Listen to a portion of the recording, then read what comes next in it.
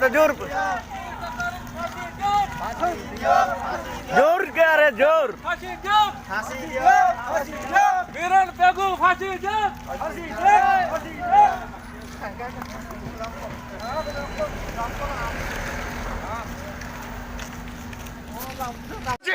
ফাঁসি দিয়ক মানিবই লাগিব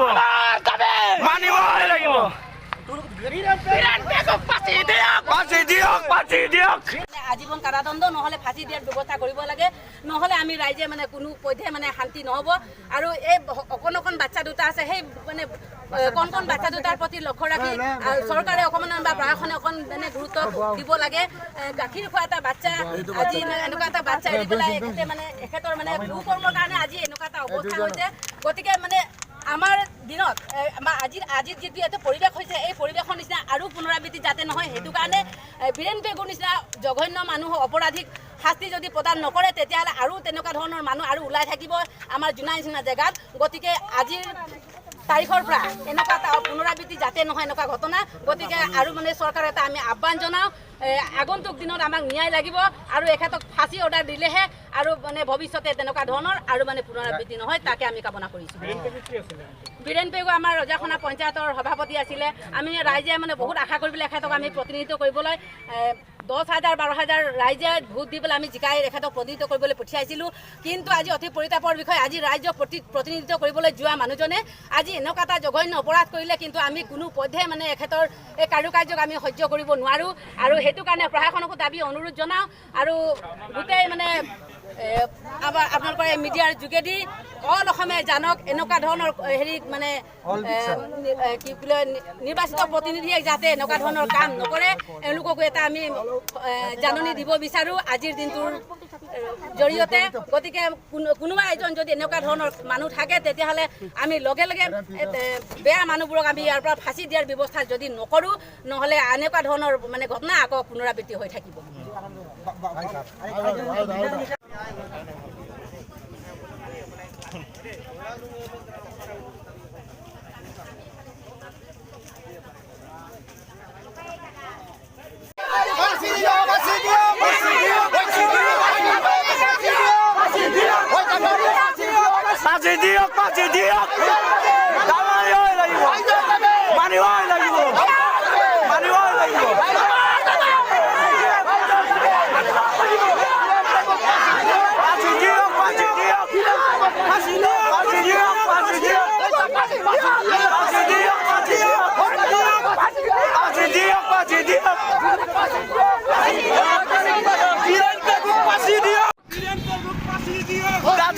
ফাঁসি দিয়ক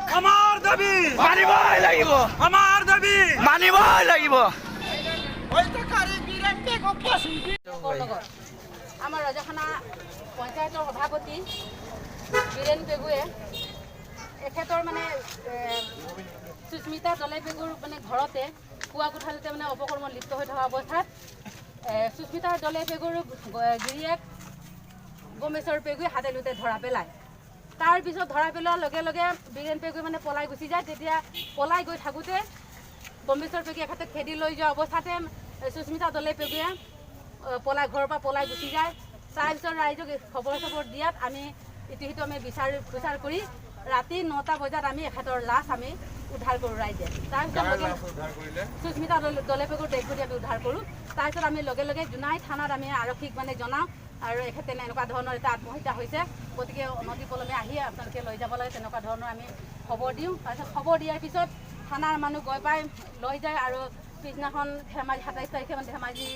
জিলা অসামৰিক চিকিৎসা বিদ্যালয়ত মৰণোত্তৰ পৰীক্ষা কৰা হয় তাৰপিছত আজি 4 দিনলৈ যোৱাকালি 4 দিনলৈকে বীৰেন পেগুক মানে গ্ৰেপ্তাৰ কৰিব নোৱাৰাৰ কাৰণে আমি আকৌ ৰাইজে আলোচনা বিলোচনা কৰি পেলাই আকৌ আমি ইয়াত কিবা দৰখাস্ত আকৌ দাখিল কৰোঁ আৰু আমি SDO অফিচতো আমি দাখিল কৰোঁ তাৰপিছত আজি ৰাতিপুৱাতে আমি গম পাওঁ যে এখেতে চালেণ্ডাৰ হৈছে গতিকে এখেতক আমি ফাঁচি দিয়াত আমি কামনা কৰোঁ তেনেকুৱা ধৰণৰ এজন ৰাইজৰ প্ৰতিনিধি হৈ পেলাই তেনেকুৱা ধৰণৰ জঘন্য অপৰাধ কৰা মানুহজনক আমি থ'ব নালাগে যাতে মানে আৰু ভৱিষ্যতে তেনেকুৱা ৰাইজৰ প্ৰতিনিধি আমি নিৰ্বাচিত কৰিব নালাগে আৰু সৰু বাচ্চা দুটা আছে এটা গাখীৰ খোৱা বাচ্চা আছে দেখিলে এইটো আমাৰ ৰজাখনা পঞ্চায়তৰ সভাপতি বীৰেণ পেগুৱে এখেতৰ মানে সুস্মিতা দলে পেগুৰ মানে ঘৰতে পুৱা কোঠালিতে মানে অপকৰ্মত লিপ্ত হৈ থকা অৱস্থাত সুস্মিতা দলে পেগুৰ গিৰিয়েক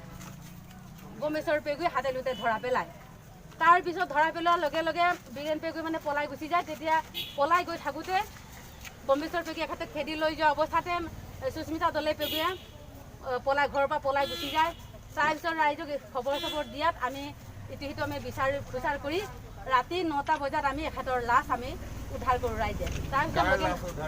সুস্মিতা দলে পেগুৰ ডেড বডি আমি উদ্ধাৰ কৰোঁ। তাৰপিছত আমি লগে লগে জোনাই থানাত আমি আৰক্ষীক মানে জনাওঁ আৰু এখেতে এনেকুৱা ধৰণৰ এটা আত্মহত্যা হৈছে, গতিকে অনতি পলমে আহি আপোনালোকে লৈ যাব লাগে, তেনেকুৱা ধৰণৰ আমি খবৰ দিওঁ। তাৰপিছত খবৰ দিয়াৰ পিছত থানাৰ মানুহ গৈ পাই লৈ যায় আৰু পিছদিনাখন ধেমাজি 27 তাৰিখে মানে ধেমাজি জিলা অসামৰিক চিকিৎসা বিদ্যালয়ত মৰণোত্তৰ পৰীক্ষা কৰা হয়। তাৰপিছত আজি যোৱাকালি 4 দিনলৈকে বীৰেণ পেগুক মানে গ্ৰেপ্তাৰ কৰিব নোৱাৰাৰ কাৰণে আমি আকৌ ৰাইজে আলোচনা বিলোচনা কৰি পেলাই আকৌ আমি ইয়াত কিবা দৰখাস্ত আকৌ দাখিল কৰোঁ আৰু আমি SDO অফিচতো আমি দাখিল কৰোঁ। তাৰপিছত আজি ৰাতিপুৱাতে আমি গম পাওঁ যে এখেতে চালেণ্ডাৰ হৈছে, গতিকে এখেতক আমি ফাঁচি দিয়াটো আমি কামনা কৰোঁ। তেনেকুৱা ধৰণৰ এজন ৰাইজৰ প্ৰতিনিধি হৈ পেলাই তেনেকুৱা ধৰণৰ জঘন্য অপৰাধ কৰা মানুহজনক আমি থ'ব নালাগে, যাতে মানে আৰু ভৱিষ্যতে তেনেকুৱা ৰাইজৰ প্ৰতিনিধি আমি নিৰ্বাচিত কৰিব নালাগে বুলি মই ৰাইজক অনুৰোধ জনাওঁ। আৰু সৰু সৰু বাচ্চা দুটা আছে, এটা গাখীৰ খোৱা বাচ্চা আছে, দেখিলে এইটো বাচ্চাজনী ছোৱালী, এনেকুৱা এটা বাচ্চা দেখি পেলাই আমাৰ বহুত দুখ লাগে। সেইটো কাৰণে এখেতৰ মানে জঘন্য অপৰাধৰ কাৰণে এইগৰাকী মাক, এইটো এটা কেঁচুৱা, গাখীৰ খাই থকা কেঁচুৱা, এনেকুৱা অৱস্থাত দেখি পেলাই আমাৰ বহুত দুখ লাগে। গতিকে আপোনালোকে মানে ফাঁচি দিয়াৰ ব্যৱস্থা কৰিব লাগে বুলি আমি ৰাইজৰ ফালৰ পৰা আমি দাবী অনুৰোধ। এতিয়া আপোনালোকে ইয়াত মানে ফাঁচি দিবলৈ আপোনালোকে সেইটো অনুৰোধ কৰিবলৈ আহিছে, হয় নহয়? এতিয়া কথাটো এনেকুৱা হ'ল, আপোনালোকৰ যোনখন এখন দৰখাস্ত আমাৰ SDO বাইদেউকো আপোনালোকে দিছিলে, মোক বাইদেৱে ইয়াত পঠাইছে আপোনালোকৰ আগত যে এই বস্তুটো আপোনাৰ ক্ৰিমিনেল মেটাৰ হয়। ক্ৰিমিনেল মেটাৰৰ কাৰণে এই যোনটো এটা ন্যায়িক প্ৰক্ৰিয়াৰ মাজেৰে এইটো যাব, সেইবাবে আমি এটা এনকুৱাৰী কৰিবলৈ OC-ক অলৰেডি দিয়া হৈছে, পাইছে চাগে। সেইকাৰণে এখেতসকলৰ যোনটো নিয়ম আছে সেই নিয়মটো আইন আপোনালোকে হাতত নল'ব। মই এইটোৱে আপোনালোকৰ আইন হাতত নল'ব, যোনটো মানে আইনৰ মতে যোনটো প্ৰক্ৰিয়া হ'ব লাগে, শাস্তি হ'ব লাগে, সেইটো ডেফিনেটলি হ'ব। আৰু সেইটোৰ কাৰণে অলৰেডি আপুনি যিহেতু বাইদেউকো দিছে, আপুনি OC-কো দিছে, সেইটো আপোনাৰ আইনী প্ৰক্ৰিয়াত যাব। আৰু আপোনালোকক মই বিনম্ৰ অনুৰোধ কৰোঁ, আপোনালোকে এনেকৈ চিঞৰ বাখৰ কৰিব নালাগে, আপোনালোকে যাওক, আপোনালোকে চাওক, আপোনালোকৰ যোনটো জাষ্টিছটো পাব লাগে সেইটো জাষ্টিছ আপোনালোকে পাব বাইদেউ।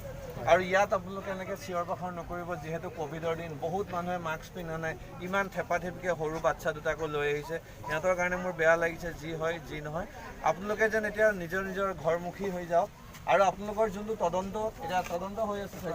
তদন্ত হৈ আছে, সেইবাবে আপোনালোকে ইয়াত ৰখি থাকি একো লাভ নহ'ব বাইদেউ। আপোনালোকে ঘৰে ঘৰে যাওক আৰু এই তদন্তৰ যোনটো ন্যায়িক প্ৰক্ৰিয়াটোত যাব দিয়ক। আপোনালোকে ন্যায় হাতত, আইন হাতত নলওক, ঠিক আছে? মোৰ বিনম্ৰ অনুৰোধ, আপোনালোক যেন এতিয়া নিজে নিজে ঘৰমুৱা হৈ গুচি যাওক আৰু আইনে নিজৰ কামটো আইনৰ মতে কৰিব দিয়ক পুলিচক, ঠিক আছে?